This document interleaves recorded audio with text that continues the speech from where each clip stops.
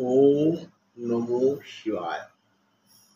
बंधुगण आमे शिव षडाक्षर मंत्र प्रथम अक्षर उपरे जो श्लोक लिखा जाइथिला काली आमे सुनिले ओंकार बिंदु संयुक्तं नित्यं ध्यायन्ति योगिनः कामदं मुख्यदं शैव ओंकाराय नमो नमः।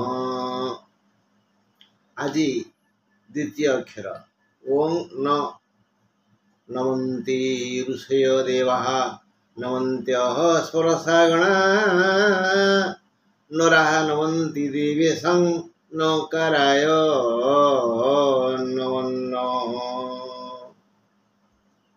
नमन्ति जहांकु नमस्कार करन्ति, नमन्ति नमस्कार करन्ति, नमस्कार करुछन्ति, एबे भी करुछन्ति, नित्य प्रवृत्त वर्तमान एई काल अनुଯାୟୀ नमस्कार करन्ति। सूर्य उदय हन्ति पूर्वरे एटा होजी नित्य प्रवृत्त वर्तमान काल। नमन्ति ऋषयः किए ऋषि माने, नमन्ति देवा देवता माने, नमन्ति अप्सरा अप्सरा माने। ताहले जहांकु देवता माने ऋषि माने अप्सरा माने नमस्कार करन्ति। नमन्ति ऋषयो देवाः नमन्त्यः स्वरसगणाः नरा नमन्ति सबु नर। नर किए नर क्या कहते नास्ति रह जस्य सह जार र नाई र अर्थ क्रोध जे क्रोधी नुहे किए क्रोधी जे ईर्ष्यालु से क्रोधी। ईर्ष्यालु किए जे परस्य कातर से ईर्ष्यालु।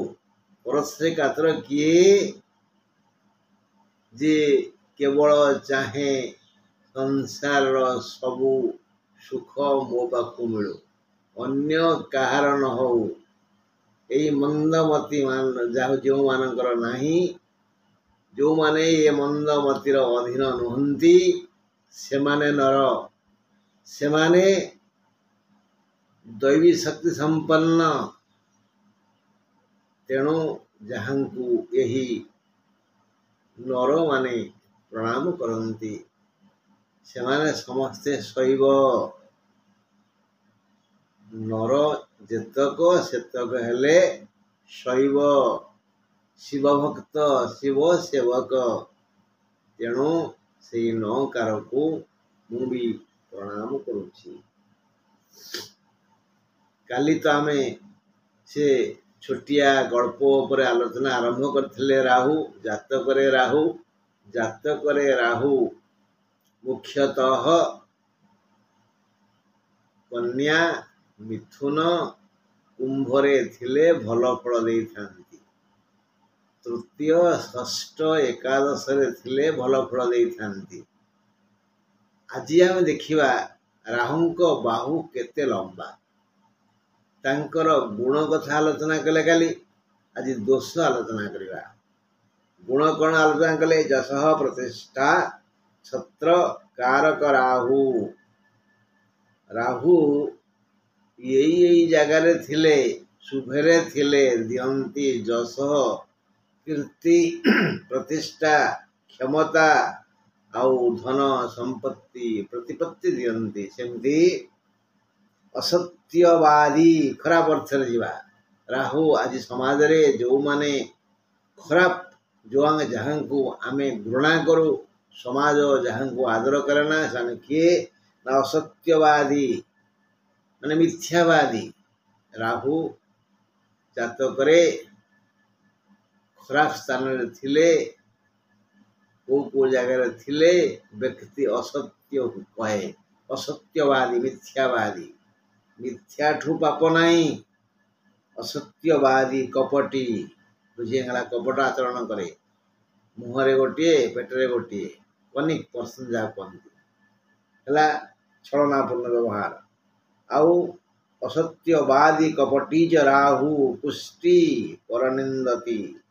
पुष्टि कुष्ठ रोगी ଆଉ ପରନିନ୍ଦାକାରୀ। ତମେ ଘରେ ଯେଉଁ ଆଲୋଚନା କରୁଛ ପରିବାର ସହିତ, ଅନ୍ୟ ପରିବାର ଉପରେ, ଅନ୍ୟ ବ୍ୟକ୍ତିର ଚରିତ୍ର ଉପରେ ନାଇଁ, ଏମିତି କରନି, ଘରୁ ସ୍ତ୍ରୀ ତୁଟିଯିବେ।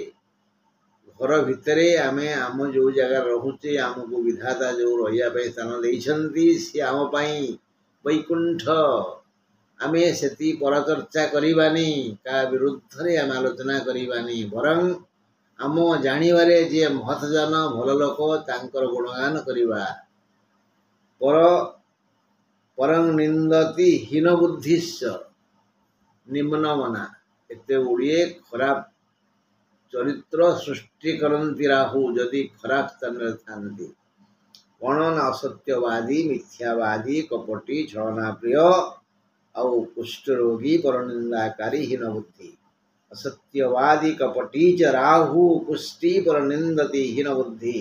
କାଲି ଆମେ ପ୍ରଶଂସା କଲେ, ଭଲ ଜାଗାରେ ଥିଲେ ରାହୁ କେମିତି ଉଚ୍ଚ ସ୍ଥାନକୁ ନେଇଯାଆନ୍ତି, ଖରାପ ଜାଗାରେ ଥିଲେ ରାହୁ କିଭଳି ଖରାପ ସ୍ଥାନକୁ ନେଇଯାଆନ୍ତି। ଯଦି ଶନି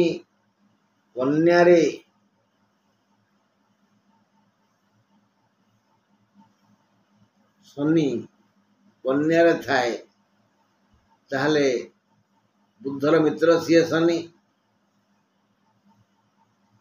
ଆଉ କନ୍ୟା ହେଉଛି ବୁଦ୍ଧଙ୍କର ମୂଳ ତ୍ରିକୋଣ। ତେଣୁ ସେଠି ବୁଦ୍ଧ ଥିଲେ ଯେମିତି ଶକ୍ତିଶାଳୀ, ସେମିତି ଶନି ଥିଲେ ବି ଶକ୍ତିଶାଳୀ। ଆଜି ଆମେ ଦେଖିବା ରାହୁ କଥା। ଯଦି ରାହୁ କନ୍ୟାରେ, ମିଥୁନରେ, କୁମ୍ଭରେ ଥାନ୍ତି, ତୃତୀୟରେ, ଷଷ୍ଠରେ ବା ଏକାଦଶରେ ଥାନ୍ତି, ତାହେଲେ ଭଲ।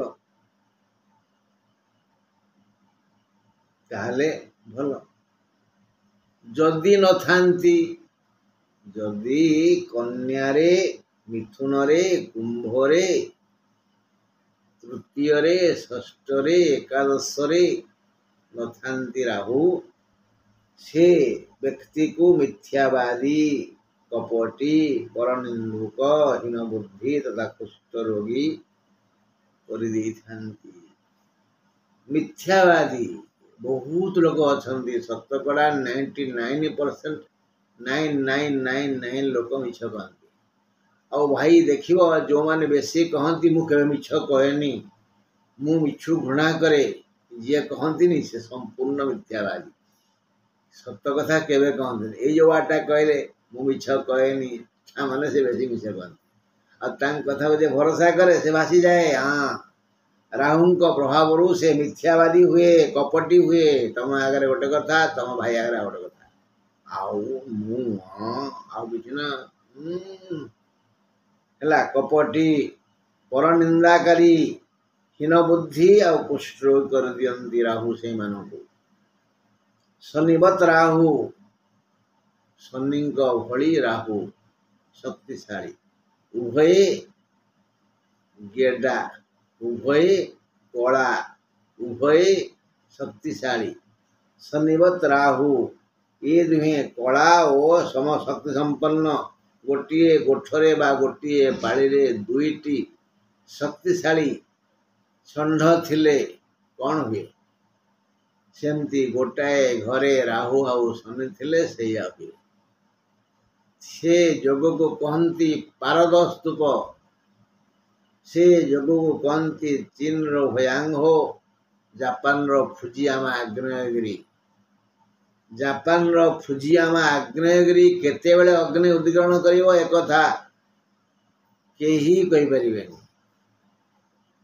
ଏବଂ ଥରେ ସେ ଅଗ୍ନି ଉଦ୍ଗୀରଣ କଲେ ତାର ଚତୁଃପାର୍ଶ୍ୱରେ କେତେ ଦୂର ପର୍ଯ୍ୟନ୍ତ ଜନଜୀବନ ଅସ୍ତବ୍ୟସ୍ତ, ନଷ୍ଟ ଭ୍ରଷ୍ଟ ହେଇଯାଏ, ଏକଥା କେବଳ ଜାପାନୀ ଜାଣନ୍ତି। ସେମିତି ଚୀନ ନଦୀ ହୁଆଂହୋ କେତେବେଳେ କେଉଁ ଦିଗରେ ତାର ଗତି ପରିବର୍ତ୍ତନ କରିବ, କେଉଁ ସହରକୁ ଭସାଇ ନେବ, ସେ କଥା କେହି ଜାଣିନାହାନ୍ତି। ନିମ୍ନଗା, ଏଇଭଳି ନଦୀକୁ ନିମ୍ନଗା କୁହାଯାଏ। ବୁଝା ପଡ଼ିଲା ମୋ କଥା। ସେମିତି ରାହୁ ଆଉ ଶନି ଗୋଟିଏ ଘରେ ଥିଲେ ପାରଦ ସ୍ତୂପ। କେତେବେଳେ ତରଳିବ, ସେ ଜାତକର ଧ୍ୱଂସ ବିଧ୍ୱଂସ କରିଦେବ, ସେ କଥା କେହି କହିପାରିବେନି। ସୁତରାଂ ଏଇ ଦିଟା ଷଣ୍ଢ ଗୋଟିଏ ପାଳିରେ ରହିଲେ ଝୁନ୍ତି नष्टभ्रष्ट करती सेमती पर सृष्टि हुए। दुईटा समसत संपन्न षण्ढ रहीगले जहा हुए गोष्ठी गोटे घरे यही दुई ग्रह रहीगले व्यक्तिर जीवन एक पारद स्तूप हो जाए। मंगल भी राहुंकर परम शत्रु, बुद्ध राहुंकर अंतरंग मित्र, बुद्ध ही राहुंकर दोष हरण करती। राहु कुटिल जटिल,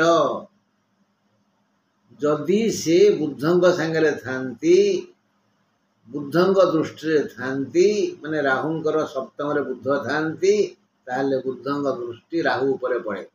और बुद्धंग सह राहु थांती ताहले तांकर दोष हरण हुए। बुद्धंग घरे राहु थिले तांका शक्ति बढ़ी जाए।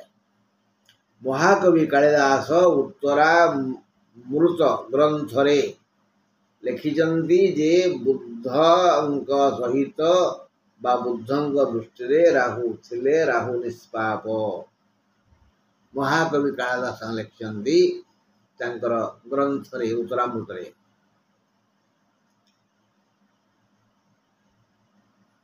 राहु जदि लग्न ठारू नवम रे बुद्धंग घरे थांती, एठी सुगुण आलोचना हला। राहु जदि लग्न ठारू नवम रे बुद्ध घरे थांती, बुद्ध घर कोटा कन्या और मिथुन, कन्या और मिथुन हो बुद्धंगर घर। लग्न ठू जदि कन्या न बा लग्न ठू मिथुन न सेठी राहु अछंती ताहले से शक्तिशाली। बुद्धंगर थांती जाति व्यक्ति स्वाधीन चेता आउ उच्च मना करित कर्मा धनिक होई थाए। कन्या अपेक्षा मिथुन रे राहु अति बलवान, कन्या अपेक्षा मिथुन रे राहु अधिक बलवान हला। कन्या तांकर निज घर कार राहुंकर ज्ञानी कहिजेन मु कहूनी हला। बस राहु जदि कन्या अपेक्षा मिथुन रे राहु अधिक बलवान। अष्टमस्थ राहु बहु दुख दे थांती, जहा जातक रे अष्टम घरे राहु थांती से व्यक्ति बहु दुखी, जीवन रे सुख कौन देखी पारेनी। दुख दुख दुख अष्टमस्थ राहु बहु दुख दे थांती। राहु जदि तृतीय षष्ठ एकादश रे मेष रे वृष रे कन्या रे बा विचार थांती। राहु जदि तृतीय रे बा षष्ठ रे बा एकादश रे मेष रे बा वृष रे बा कन्या रे बा विचार थांती वे मीठा फल दे थांती। शनि रवि केतु मंगल परी राहु एक पाप ग्रह। पाप ग्रह को मान हेले ना शनि रवि केतु मंगल और राहु। एमानक दृष्टि दूषित, एमाने जहाँ को देखंती जो घर को देखंती से घर हानि हुए क्षति हुए। जोटी रहंती से घर मंगल करंती। डाहाणी दृष्टि पड़िले आ बाल वृद्ध वनितांकर जेमती क्षति ही जाए, सेमती राहुंकर दृष्टि जो घर उपरे पड़े से घर विनाश ही जाए। डाहाणी दृष्टि जेपरी आबाल वृद्ध वनितांकर क्षति करि थाए, ये समस्त पाप ग्रहंकर दृष्टि सही परी हानिकारक होई थाए। एमाने समस्ते जेउठी थांती से स्थान को नष्ट भ्रष्ट कर दियंती। एमाने समस्ते जेउठी थांती सेउठू गणी गणी आमे पळेई जिबा सात घर को, ताहले से सात घर क्षति हबो। मेषर अछंती मन करंतु एई पाप ग्रह रु के गोटे अछि मेषरे, तार सात घर के हला तुला, वृष रे हेले बिच्छा, मिथुन रे हेले धनु, कर्कट रे हेले मकर, सिंह रे हेले कुंभ, कन्या रे हेले मीन। एई क्रम रे सात घर जोटी थांती तार सात घर देखंती और से घर हानि करंती। तो आमे जो जो दुख भोगुचे, जो प्रकार समस्यार सम्मुखीन होउचे, तार कारण निरीक्षण करिबा। आम जातक रे को घरे को पाप ग्रह अछंती हला, से पाप ग्रहर दृष्टि तार सप्तम को पड़िबो आ तार क्षति करिबो। तेणु आमे आमर क्षति होउची, विभिन्न प्रकार क्षति होउची, समस्या घने आसुची। बंधु राहुर दोष विषय आलोचना कले, राहुर सांग कथा आलोचना कले। ରାହୁଙ୍କ ପରି କୋଉମାନେ କ୍ଷତିକାରକର ଆଲୋଚନା କଲେ। କାଲି ଯୋଉ ଗପଟି ଆଲୋଚନା ହେଇଥିଲା, ବାପା ମା ଯାଇ କାନ ଡେରି ଶୁଣିଲେ, ପୁଅ ବୋହୂଙ୍କୁ ତ ଗାଳି ଗୁଲଜ କଲୁ, ସେମାନେ ଏବେ ଘରେ କାନ୍ଦୁଛନ୍ତି ନା ହସୁଛନ୍ତି, କବାଟ ପାଖରେ ଶୁଣିଲେ ଦି ଜଣ ଖୁସିରେ ହସୁଛନ୍ତି ଏବଂ ନିଜର ଭୁଲକୁ ସ୍ୱୀକାର କରି କେତେ ପରିମାଣରେ ବାପା ତାଙ୍କୁ ଭଲ ପାଆନ୍ତି ଆଲୋଚନା କରୁଛନ୍ତି। ସେଇଠି ପୁଣି ବାପା ଶୁଣିଲେ ଯେ ରାହୁଙ୍କର ଯୋଗ ପାଇଁ ଆମ ଜୀବନଟା ଭୋଗମୟ ହେଇଗଲା। ବାପାଙ୍କ ଠାରୁ ଆମେ ସମସ୍ତ ପ୍ରକାର ମମତା ସ୍ନେହ ପାଇଲୁ। ପରୀକ୍ଷାରେ ଆଜି ଉତ୍ତୀର୍ଣ୍ଣ ହେଇଗଲୁ, ଏବେ ଚାଲ ଯିବା। ଯୋଉ ଦୁଃଖ କ୍ଷଣିକ ପାଇଁ ଜାଗ୍ରତ କରିଛେ ବାପା ଆଉ ମାଙ୍କ ମନରେ, ତାଙ୍କ ଗୋଡ଼ ଧରି ଯୋଡ଼ ହସ୍ତରେ କହିବା, ବାପା ଆମର ବଡ଼ ଭୁଲ ହେଇଗଲା। ଏହା ଶୁଣି ପିତାମାତା ସେଇଠି ପଡ଼ିଥିଲା ଦିଟା ଚେୟାର, ସେଇଠି ବସି ପଡ଼ିଲେ। ପୁଅ ବୋହୂ ଘରୁ ବାହାରିଲେ, ଦେଖିଲେ ଆଶ୍ଚର୍ଯ୍ୟ ହେଇଗଲେ ଯେ ଆମ କଥାକୁ ଶୁଣିବା ପାଇଁ ଏଇଠି ବସିଛନ୍ତି ଘରର ଚଳନ୍ତି ପ୍ରତିମା। କହିଲେ, ବାପା ଆମେ ମଧ୍ୟରେ ସେମିତି କୌଣସି ଦୁର୍ଘଟଣା ଘଟିନି। ଆମେ ଦିହେଁ ପରସ୍ପରକୁ ଯେମିତି ଭଲ ପାଉଥିଲୁ ଏବେ ସେମିତି ଭଲ ପାଉଛୁ। ଖାଲି ଏତିକି ଥିଲା ଯେ ଆପଣଙ୍କର ଶାସନ ବୋହୂ ଉପରେ ଅଧିକ କି ମୋ ଉପରେ ଅଧିକ, ସେଇଟା ଆମେ ଶୁଣିବାକୁ ଚାହୁଁଥିଲୁ। ବୋହୂ କହିଲା, ଖାଲି ସେତିକି ନୁହଁ ବାପା, ମୁଁ ଯେତେ କହିଲି ଆପଣଙ୍କ ପୁଅ କିଛି ଶୁଣିଲେନି ମୋ କଥା, ଖାଲି ଏତିକି କହିଲେ ତମକୁ ଭଲ ପାଆନ୍ତି, ତମକୁ ଭଲ ପାଆନ୍ତି। ମୁଁ କହିଲି ନାହିଁ, ତାଙ୍କର ଶାସନ, ତାଙ୍କର ନୀତି, ବାପା ସିଏ ପରା। ବାପା ଶବ୍ଦର ଅର୍ଥ କ'ଣ ଜାଣିନ? ସେ ହେଲେ ଉତ୍ତମ କୃଷକ, ଜଣେ ଦକ୍ଷ ଶାସକ, ଜଣେ ପ୍ରଶାସକ, ନୀତିଜ୍ଞ। ଏ ସଂସାର ଡଙ୍ଗାକୁ ସେ ଚଳାଉଛନ୍ତି, ଆମେ ନୁହଁ। ସୁତରାଂ ସେ କେବେ ଭୁଲ, ବାପା ମା କେବେ ଭୁଲ କରନ୍ତିନି। ଯୋଉ କୁଳାଙ୍ଗାର ପୁଅ ବୋହୂ ଆତ୍ମାଙ୍କର ଭୁଲ ଖୋଜନ୍ତି ତାଙ୍କର ନରକ ଗତି ହୁଏ, ନରକ ଗତି ହୁଏ। ତେଣୁ ଆମକୁ କ୍ଷମା କରିଦିଅନ୍ତୁ। ଆସିଲେ ପିତା ପୁଅ ବୋହୂ ବାହାରକୁ ଆସିଲେ, ପିତାମାତାଙ୍କ ପାଦ ଧରି ଲମଇ ଶୋଇଗଲେ।